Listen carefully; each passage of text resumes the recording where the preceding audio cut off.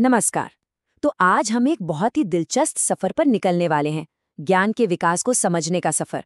और इसे हम देखेंगे दो ऐसे महान विचारकों के नजरिए से जो एक दूसरे से बिल्कुल अलग थे, बुद्ध और नीत्शे। ये दोनों नाम फिलॉसफी की दुनिया में दो अलग-अलग ध्रुवों की तरह हैं, लेकिन दोनों ने ही जिंदगी के सबसे बड़े सवालों के जवाब ढूंढने की कोशिश की। और वो सवाल शायद हम सबने कभी न कभी खुद से पूछा है, आखिर एक अच्छा और सार्थक जीवन जिया कैसे जाए। ये एक ऐसा सवाल है जो हजारों सालों से इंसानों को सोचने पर मजबूर करता आया है। और इस एक बड़े सवाल के जवाब में हमें इतिहास में दो बिल्कुल अलग-अलग रास्ते दिखाई देते हैं। एक रास्ता है पूर्व का, जो हमें अंदर की शांति की ओर ले जाता है, और दूसरा है पश्चिम का, जो शक्ति और खुद पर जीत हासिल करने की बात करता है। चलिए आज इन्हीं दो रास्तों को एक्सप्लोर करते हैं। तो हमारी कहानी की शुरुआत होती है सिद्धार्थ गौतम से, जिन्हें हम सब बुद्ध के नाम से जानते हैं। उनका पूरा दर्शन इस बात पर टिका है कि सच्ची शांति कैसे हासिल की जाए, और इसका रास्ता बाहर नहीं बल्कि अपने अंदर झांकने से, मन को काबू करने से और दुख से आजाद होने से मिलता है। तो बुद्ध की फिलॉसफी शुरू कहाँ से होती है? वो होती है दुख की सच्चाई को मानने से। उनका पहला महान सत्य यही है कि जीवन में दुख, तकलीफ, असंतोष ये सब तो हैं, ये जिंदगी का एक हिस्सा है। इसे नकारने से कुछ नहीं होगा, इसे समझना होगा।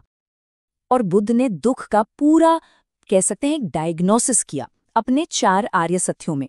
वो कहते हैं कि देखो, दुख है, ये सच है।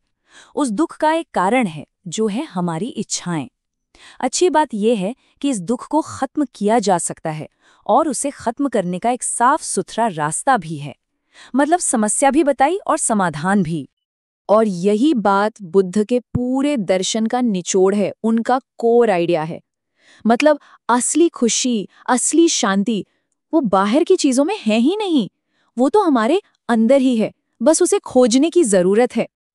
अच्छा, अब एक बिल्कुल अलग दुनिया में चलते हैं, एकदम 180 डिग्री टर्न। अब हम बात करेंगे फ्रेडरिक नीत्शे की, एक ऐसा विचारक जिसने शांति की जगह शक्ति को चुना, जिसने आराम की जगह संघर्ष को चुना। नीत्शे का शायद सबसे फेमस और सबसे कंट्रोवर्शियल स्टेटमेंट, सुनने में ये बहुत चौंकाने वाला लगता है ना? पर इसका असली मतलब क्या था? देखिए, नीत्शे का मतलब ये नहीं था कि सच में कोई भगवान मर गया है। उनका कहना था कि धर्म और पुरानी नैतिकता, जिन्होंने सदियों से समाज को एक मजबूत आधार दिया था, वो आधार ही अब कमजोर पड़ गया है। अब इंसान को किसी बाहरी सहारे की जरूरत नहीं, बल्कि अब ये हमारी जिम्मेदारी है कि हम अपने लिए नए मूल्य बनाएं, अपनी जिंदगी को खुद अर्थ दें। नीत्शे के दर्शन के 3 बड़े आइडियाज हैं। पहला, विल टू पावर, मतलब हर इंसान के अंदर एक आग होती है खुद से बेहतर बनने की, कुछ नया बनाने की, अपनी ताकत दिखाने की। दूसरा, यूबरमेंश या महामानव, वो इंसान जो समाज के बनाए नियमों से नहीं बल्कि अपने बनाए मूल्यों पर चलता है। और तीसरा, इटर्नल रेक्यूरेंस, ये एक सोच है कि अपनी जिंदगी को ऐसे जियो कि अगर इसे अनंत काल तक बार बार जीना पड़े तो भी खुशी से जी सको। और ये कोट, ये तो नीचे की पूरी सोच को एक लाइन में बता देता है। उनके लिए दुख या तकलीफ कोई भागने वाली चीज नहीं थी, बल्कि वो तो एक फ्यूल था, एक ईंधन था जो हमें और ज्यादा मजबूत बनाता है।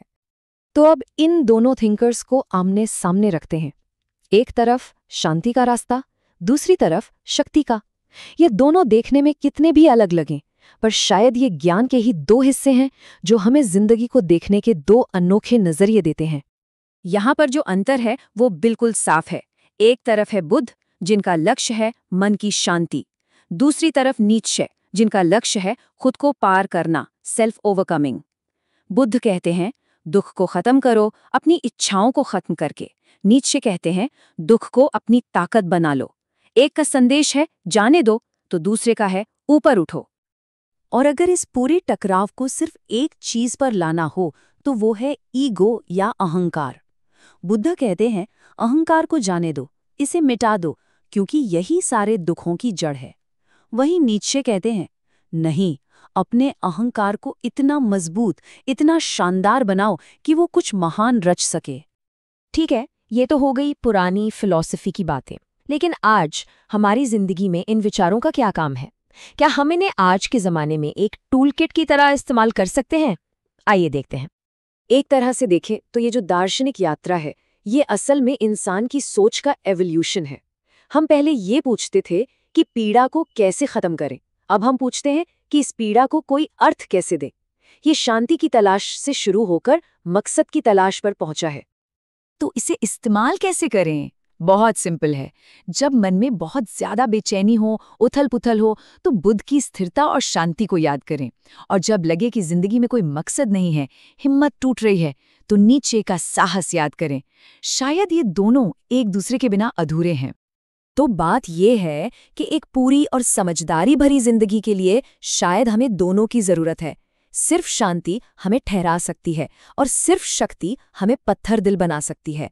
असली ज्ञान बुद्ध की शांति और नीचे की शक्ति के बीच सही बैलेंस बनाने में है।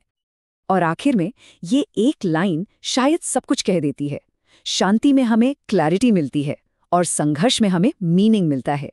शायद एक सार्थक जीवन जीने का मतलब ही इन दोनों के बीच का रास्ता ढूंढना है। और ये एक ऐसा सवाल है जिसका जवाब हम सभी को अपने अपने लिए खोजना होगा।